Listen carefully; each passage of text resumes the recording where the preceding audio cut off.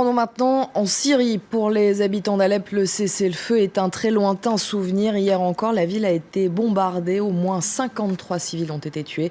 Depuis une semaine, le régime intensifie ses bombardements. Il serait d'ailleurs en train de se préparer à lancer une grande offensive pour reconquérir Alep et la province. Florent Rodeau. Alep, une nouvelle fois sous les bombes.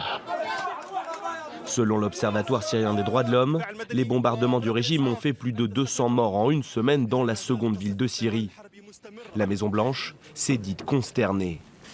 Nous condamnons fermement les raids aériens et les bombardements qui ont tué plus de 60 personnes à Alep ces dernières 24 heures. Nous sommes particulièrement consternés par le raid aérien qui a visé un hôpital de MSF à Alep, qui a tué au moins 14 patients et 3 médecins, dont apparemment l'un des derniers pédiatres de la ville. Sur place, la situation humanitaire est déplorable et pourrait bien encore empirer dans les prochaines semaines.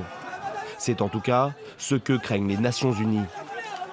Personne ne sous-estime la gravité de la situation. Les conséquences seront graves.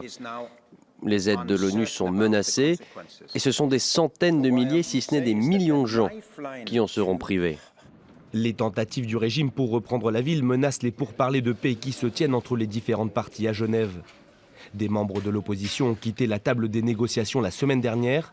Selon eux, pas question de négocier tant que le gouvernement ne respectera pas un cessez-le-feu et empêchera l'acheminement de l'aide humanitaire. Autre point de discorde, la place réservée à Bachar el-Assad dans la nouvelle transition politique.